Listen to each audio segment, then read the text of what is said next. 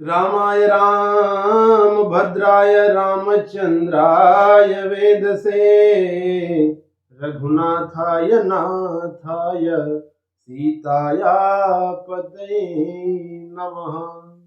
जय श्री राम।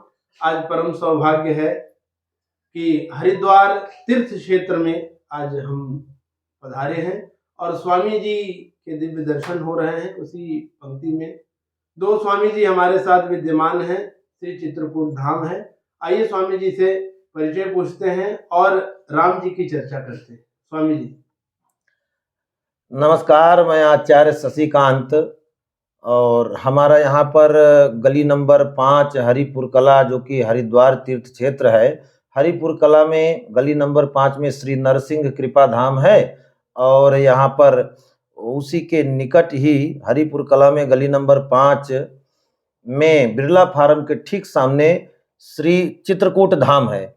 तो चित्रकूट धाम के श्री महंत जी यहाँ पर उपस्थित हैं। स्वामी जी आपको सादर प्रणाम। और मैं बताना चाहूँगा, ये जो छाया चित्र लगा हुआ है परम पूज्य साकेतवासी स्वामी राम किशन दास जी महाराज जी का छाया चित्र है। और स्वामी राम किशन दास जी साकेतवासी परम पूज्य स्वामी पंजाबी भगवान के नाम से जो जाने जाते थे, जिनका नाम था स्वामी रामचंद्र दास, है ना। स्वामी रामचंद्र दास जी नाम था, पंजाबी भगवान के नाम से जाने जाते हैं। और उनका भी यहाँ पर पदार्पण हुआ है। ये चित्रकूट धाम में ये लड्डू गोपाल जी विराजमान हैं और साथ ही ये बहुत अच्छी तपस्थली है। यहाँ लगभग 40-45 वर्षों से अनवरत 24 घंटे एक दीपक जल रहा है, अखंड दीपक। और सीताराम सीताराम सीताराम सीताराम नाम संकीर्तन 40 वर्षों से सुबह शाम 24 घंटे ये कीर्तन चल रहा है पूरा हरिद्वार में ही। और पूरे बाकी तो स्वामी जी बताएंगे। स्वामी जी का शुभ नाम है स्वामी परमेश्वर दास जी। और स्वामी जी आपका बहुत बहुत स्वागत है। और आप हमारे दर्शकों को बताएं यहाँ की विशेषता, लोग यहाँ आएं, यहाँ दर्शन करें, जुड़ें, संतों का आशीर्वाद प्राप्त करें। स्वामी जी जय सिया राम सभी को जी। ये चित्रकूट धाम हरिपुर कला क्षेत्र है, जहाँ शिव जी का निवास है, गंगा मैया का निवास है, गंगा जी के गोद में है। स्वामी जी से कहूँगा थोड़ा उच्च स्वर में बोलेंगे। हाँ, और इस भूमि का महानता ये है कि यहाँ ऋषियों ने भी, देवताओं ने भी, यक्षों ने भी, गंधर्वों ने भी, सब ने इस भूमि पर तपस्या किया है। जी जी। और चित्रकूट धाम का निर्माण हमारे परम पूज्य साकेतवासी श्री सदगुरुदेव भगवान स्वामी राम किशन दास जी महाराज ने किया था। जी जी जी। यहाँ अखंड कीर्तन चलता है, संत सेवा चलता है, गौ सेवा चलता है, ब्राह्मण सेवा चलता है, समाज सेवा भी चलता है। जी जी जी। और अखंड कीर्तन कभी आज तक बंद नहीं हुआ। जी जी। और अखंड दीपक भी कभी आज तक बंद नहीं हुआ। जी। ये हमारे गुरु महाराज की परंपरा अभी तक अटल है और अटल आगे भी रहेगा। चित्रकूट धाम आने वाले सभी जो भी भक्तगण हैं, श्रद्धालु हैं, चित्रकूट धाम आए, उनका स्वागत है। यहाँ पे सेवा भी सत्कार सब कुछ है, संतों का भी सत्कार सेवा है। सब संत आते हैं यहाँ पे, वृंदावन से, अयोध्या से, काशी से है, और अन्य कई चित्रकूट से हमारे कई जगह स्थान है। जी जी। चित्रकूट में हमारे दादा गुरु जी का स्थान है जानकी गुफा। जी जी। माता जानकी गुफा, जहाँ माता जानकी जी निवास करती थी। अयोध्या में भी है जानकी मठ, हमारे वहीं का मेन गद्दी हमारा अयोध्या का है, जानकी घाट। वहीं से हमारे दादा गुरु जी ने भी वहीं से निकले हैं, अलग स्थान बनाए।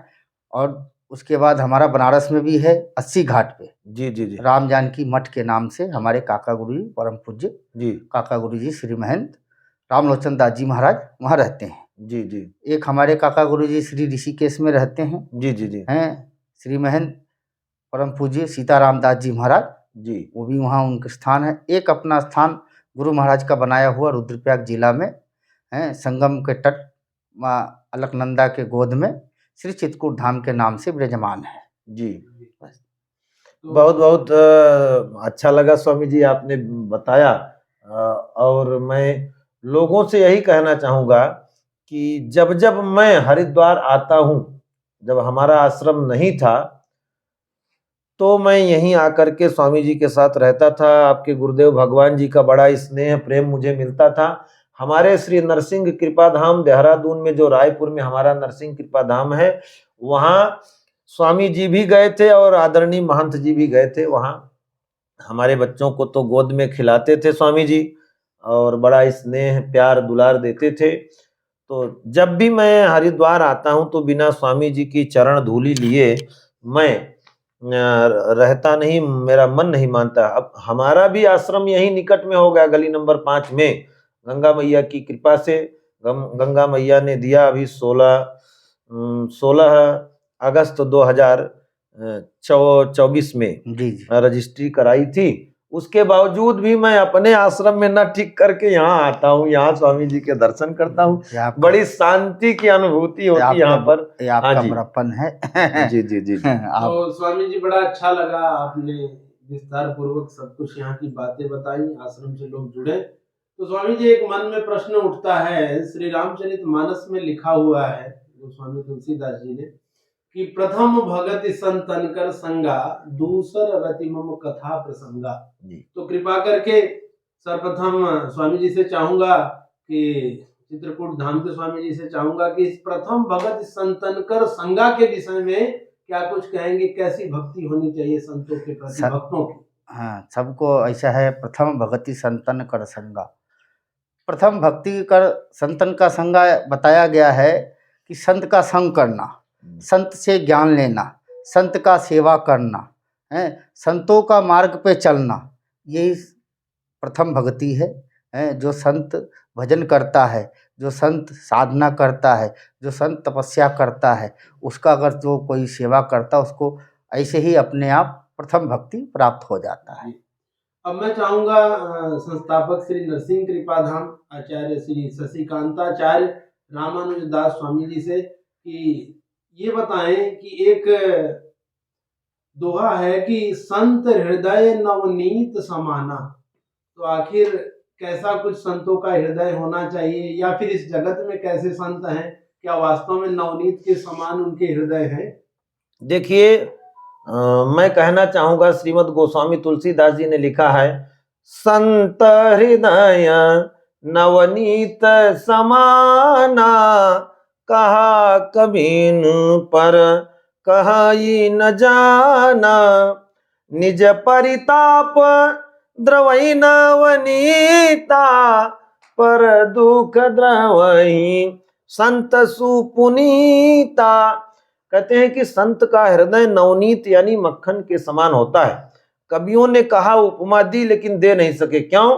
क्योंकि मक्खन को जब स्वयं को आंच लगती है, स्वामी जी, स्वयं को आंच लगती है, तब वह द्रवीभूत होता है, द्रवित होता है। और संत कैसे द्रवित होते हैं? संत जो होते हैं वह दूसरों को दुखी देख करके, दूसरों को पीड़ित देख करके, दूसरों को क्लेशित देख करके द्रवित हो जाते हैं और कुछ ऐसा उपाय करते हैं, कुछ ऐसा साधन करते हैं कि सामने वाले दुखी प्राणी का दुख दूर हो जाए। और वास्तव में वर्तमान में ऐसे संत हैं अभी, जैसा कि मैं स्वामी जी को देखता हूँ, स्वामी जी एकदम, स्वामी जी के अंदर जो संतों का गुण होना चाहिए, एक तो स्वामी जी के अंदर कोई लोभ नहीं है, किसी भी प्रकार का अहंकार नहीं है स्वामी जी के अंदर। और स्वामी जी ब्राह्मण से भी हैं। संत जो होते हैं वो हर तरह से परोपकारी होते हैं, ठीक है ना। और परोपकारी कैसे होते हैं कि जैसे किसी फल से लदे हुए वृक्ष पर कोई प्रहार करता है, कोई पत्थर मारता है, कोई डंडे का प्रहार करता है, तो वह वृक्ष क्या करता है? डंडे के प्रहार को सह करके इतते वे पाहन अनत उतते वे फल देत। तो इधर से लोग पाहन माने पत्थर मारते हैं, लेकिन वह वृक्ष जो है उधर से फल देता है। तो इसी तरह से स्वामी जी के यहाँ कई बालक विद्यार्थी जो रहते हैं, यहाँ से पढ़ाई करते हैं। यहाँ पर अनेकों गौओं की सेवा चल रही है। यहाँ पर तमाम वृद्ध लोग जो रहते हैं, ऊपर मैंने देखा है, ऊपरी मंजिल पर वृद्ध लोग यहाँ रहते हैं, भजन करते हैं। तो पृथ्वी खाली नहीं है संतों से, और अभी भी संत छिपे हुए हैं। मैं तो आह्वान करूंगा आम जनता को कि ऐसे संतों के यहाँ जाएं, इनकी चरण धूलि अपने मस्तक पे लगाएं और इनके सेवा प्रकल्पों से जुड़ करके, इनके सेवा प्रकल्प में सहभागी बन करके पुण्य के भागी बने। क्योंकि बाबा तो तमाम हैं, हाई प्रोफाइल बाबा हैं, तमाम IIT बाबा हैं, तो ये बाबा हैं, तो वो बाबा हैं, दिखावा बहुत है, ठीक है ना, हाई प्रोफाइल बाबा बहुत हैं। लेकिन वास्तव में जो सरल संत हैं, उन संतों के यहाँ जा करके उनका मार्गदर्शन प्राप्त करना चाहिए। एक और स्वामी जी छोटा सा प्रश्न है, मैं पूछना चाहूंगा कि हम आप दोहा गाते हैं कि सिया राम मैं सब जग जानी, करम प्रणाम जोर जुग पानी। तो वास्तव में सिया राम मैं सब जग जानी ऐसा होता भी है? मैंने तो कई जगह देखा है कि मान लीजिए एक कुत्ता है, वो जल ग्रहण कर रहा है, या फिर आपने दूध भरी बाल्टी रखी है, उसमें मुंह डाल दिया, उसको हम मार देते, दौड़ पड़ते हैं। तो क्या यहाँ पर सिया राम मैं सब जग जानी अप्लाई हुआ? किस प्रकार से देखते हैं इस दोहा के विषय में स्वामी जी? पहले आपसे जानना चाहूंगा।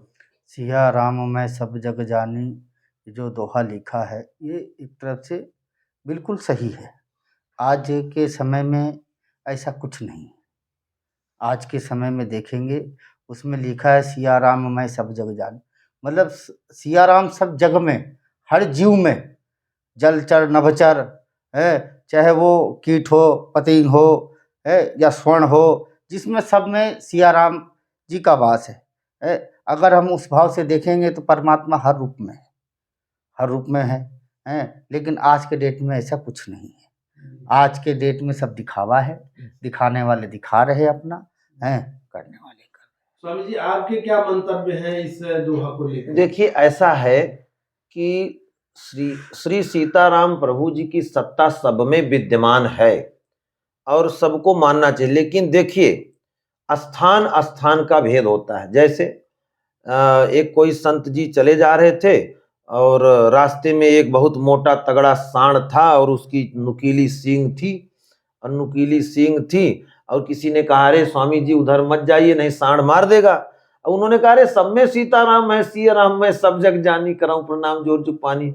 अब पता चला मना किए से गए नहीं, सांड के पास पहुंचे, सांड ने लगाया सींग, उलट दिया, कहे सीताराम जी उसमें है। तो कहने का तात्पर्य है, स्थान भेद के अनुसार सीताराम जी तो सब में हैं, लेकिन यथा देश काल परिस्थिति के अनुसार आचार व्यवहार करना चाहिए। बोलिए सियावर रामचंद्र की जय। बहुत बहुत धन्यवाद स्वामी जी, आप लोगों ने इतनी विस्तृत चर्चा की, कीमती समय दिया। आप दोनों महानुभावों को श्री चरणों में कोटि कोटि प्रणाम वंदन करता हूँ। जय जय श्री राम। जय जय सिया राम।